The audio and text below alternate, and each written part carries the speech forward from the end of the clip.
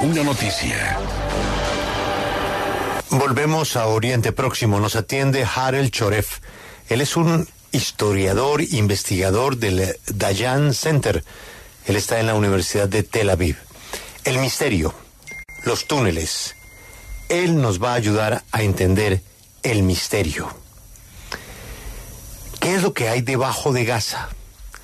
Lo primero es saludarlo, Anaí, hacerle una pregunta de algo que leí en uno de sus reportes. Y es que la arena en Gaza es tan suave que los túneles se pueden hacer con la mano. Good morning, Mr. Sharaf. Thank you very much for your time today at W Radio.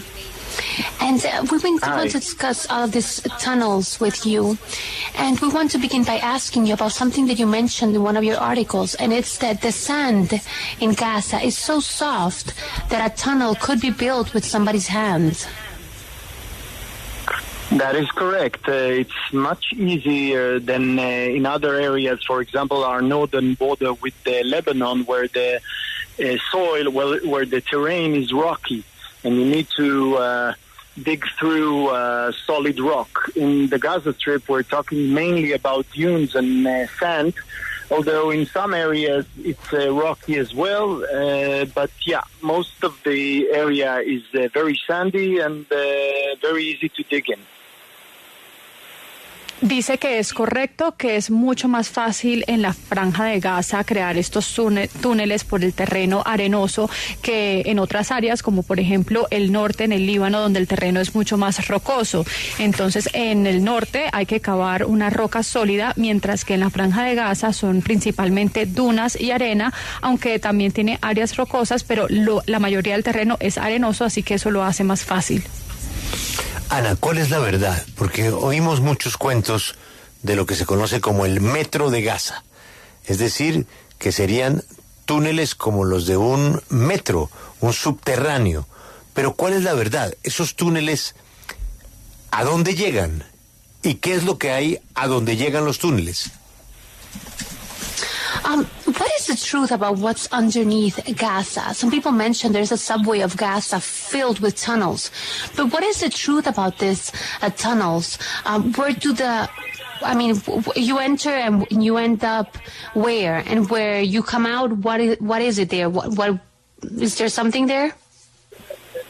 Yeah, sure. Let me describe it for you. What we know about these tunnels, and we get it from various sources, including some videos that the terrorists allowed some reporters or released by themselves of those tunnels. What we have there is basically a very extensive network of tunnels in which a human being can stand, walk, even ride motorcycle in it. Even supply each of the rooms there and the halls with small trucks or pickup vehicles that can go under. It's quite vast. I guess dozens and dozens of kilometers. We don't know exactly how much. Not necessarily the number Hamas is giving us of 500 kilometers, but obviously it's very extensive. And it contains anything that you may think of for a long stay underground. It's basically a city under city.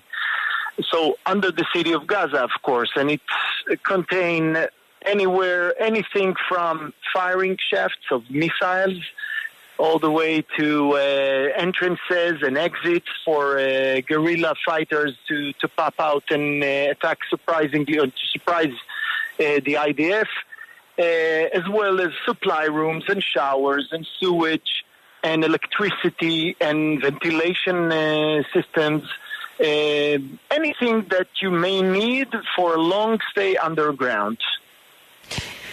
Pues nos dice que se sabe que estos túneles, por medio de varias fuentes, incluidos videos que se han mostrado de cómo es el interior de estos túneles, principalmente es una red extensiva de túneles. Nos dice que los humanos pueden pararse, incluso caminar, se pueden manejar motos dentro de estos túneles. Hay, pues, digamos, pequeñas habitaciones, incluso se pueden meter camiones pequeños o vehículos que se pueden ingresar allí.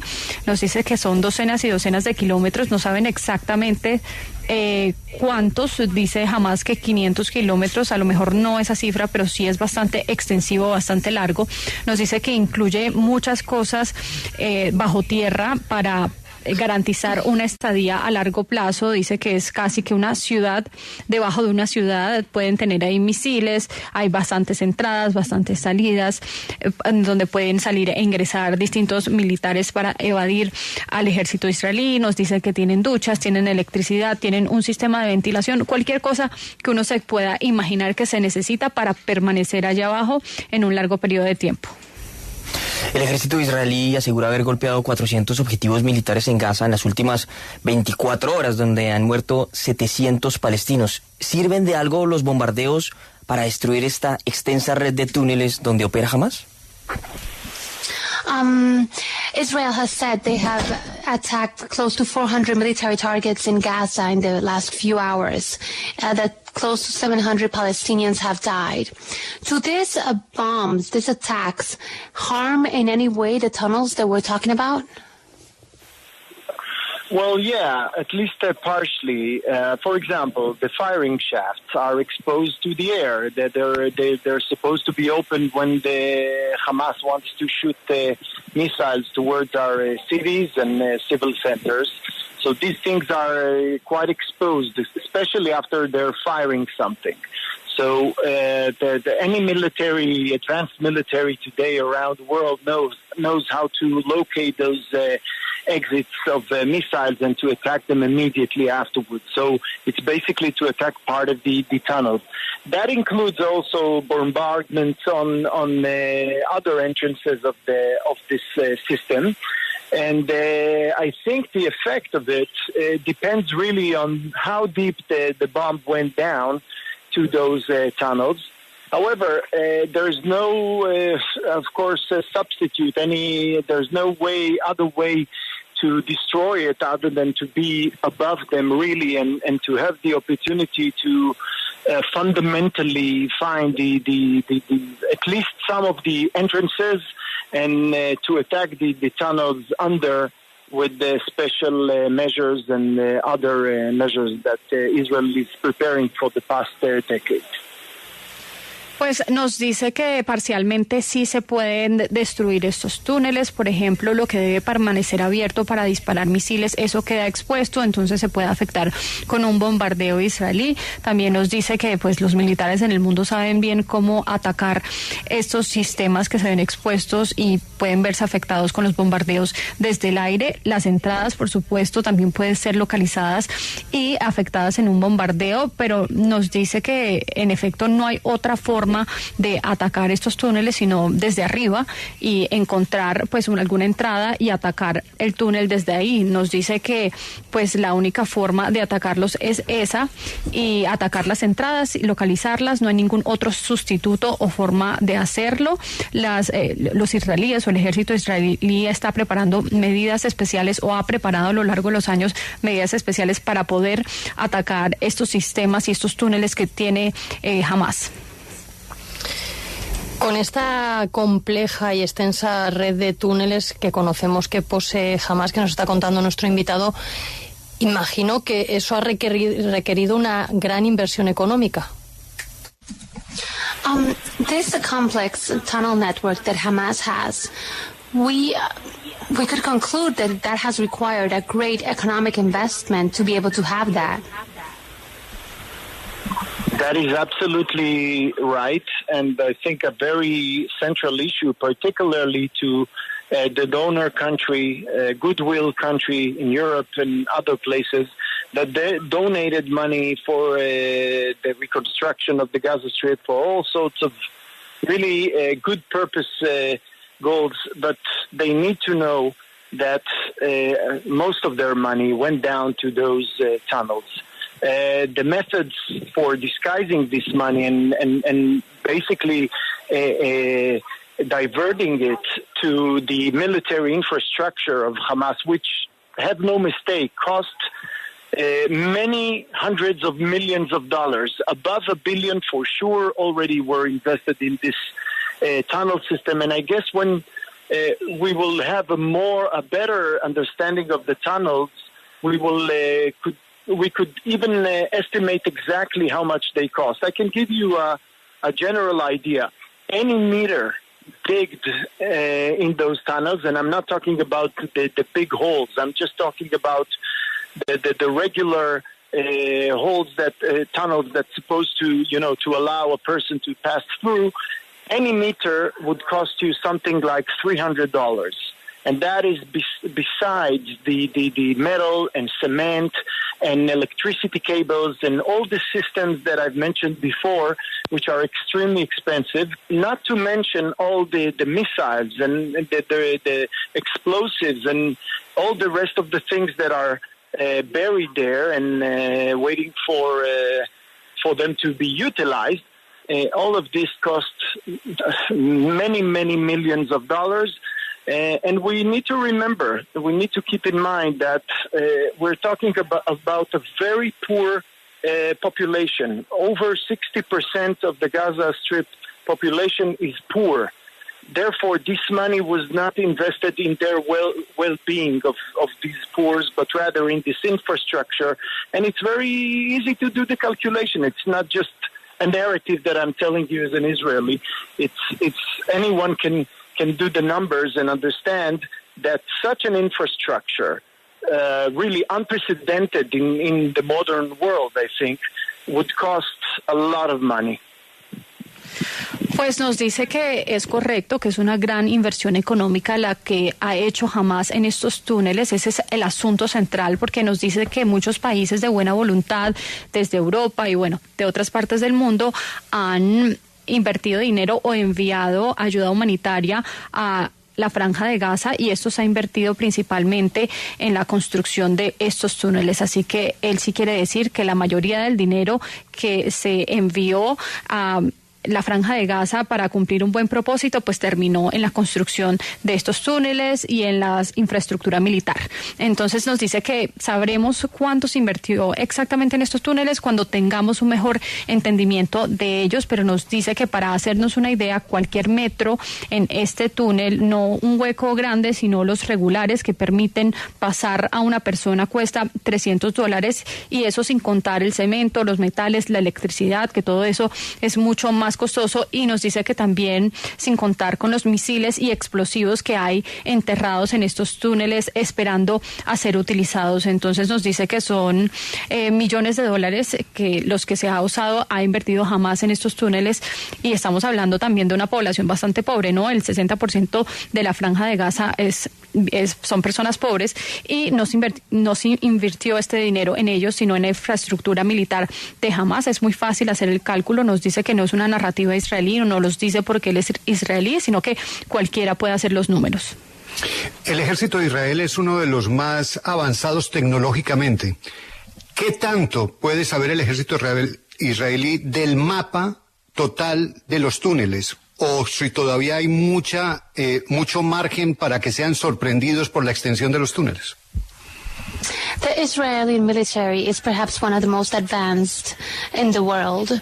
How much can the Israel government or its military intelligence know about the map of these tunnels? Well, I'm pretty sure they know quite a lot. I'm pretty sure at the same time that they don't know everything, because this is really a top secret infrastructure. However, those 118 murderers that were caught in our cities probably providing a very qualitative information about them, which adds up, of course, to what we already knew even before. I'm not sure that Israel will map all these tunnels or even bother to enter every room and every hole and every tunnel. I think the solution would be found in the proper measurement to destroy them and deal with them this way. So we might not know even eventually what was there. But I don't see the special Israeli units entering every single room and tunnel there among those dozens and dozens of kilometers there. Pues nos dice que saben mucho, las autoridades y los militares y la inteligencia israelí sabe mucho sobre estos túneles, aunque no lo saben todo, por supuesto, porque es una infraestructura secreta. Nos dice que estos asesinos que están ahora en manos de las autoridades israelíes tienen información de calidad que, por supuesto, van a ayudar a saber mucho más de estos túneles que, pues, probablemente no tenía los militares israelíes en su poder. Entonces nos dice que la solución realmente para acabar con esos túneles es destruirlos, y no se va a saber a ciencia cierta qué había ahí en esos túneles, porque pues es muy probable que los destruyan antes de llegar ahí, porque no ve a los soldados o al ejército israelí entrando a cada túnel, porque son miles y miles de kilómetros y no pueden revisar pues cada hueco y cada rincón de lo que habían en esos túneles, en esa infraestructura.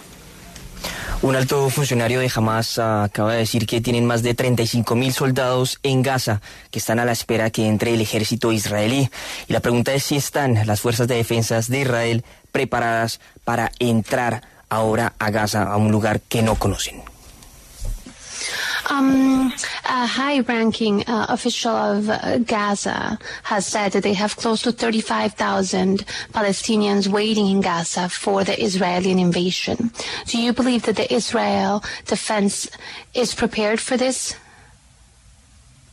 Well, definitely. Our forces are far bigger. We have an army of 360 soldiers there. And please bear in mind that 35,000 was the number before everything began. We already know that we killed thousands of them. Only in the first day, about 900 of those terrorists were killed on our borders and in our cities, and some of them actually belong to their very unique or very elite units. So I think 35 is the number before everything happened. I would strongly advise not to take the numbers of Hamas, whether they are lying about this hospital parking lot, which immediately they say 500 people were dead, and then we found out, of course, that it was the Islamic Jihad, or whether about the casualties that we hear about every day. They're infiltrating everything. They are lying regarding the composition of the population which is being harmed. And I'm pretty sure they're also lying regarding the number of terrorists that are waiting for Israel. It's not to say that I don't think we need to take it seriously. We do. I'm pretty sure we do, and it won't be a walk in the park for both sides, for sure. However, we need to remember that the number of Israeli soldiers there is far, far bigger than what they can put against it. Mr. Cheref, thank you very much for your time and your comments on W Radio. Have you a good afternoon. Thank you very much. Have a great day. Bye-bye. Pues nos responde que es una fuerza grande que está ahí, al menos 360 soldados. Nos dice que 25.000 es el número antes de que todo comenzara, pero saben que mataron a miles de ellos. El primer día solo cayeron 900 terroristas asesinados en sus ciudades y las fronteras, y muchos hacen parte de esas unidades élite. Entonces él cree que 35 es el número antes de que todo pasara, y recomienda no creer en los números de Hamas, porque pues ya sabemos que dicen que el hospital fue fue un ataque de Israel, pero para él fue de la yihad islámica en el que murieron 500 personas y él duda de esas cifras, cree que Hamás infiltró absolutamente todo y seguro mienten del número de terroristas asesinados por Israel y también del número de muertos del día a día, así que sugiere no tomar en serio lo que dice Hamás.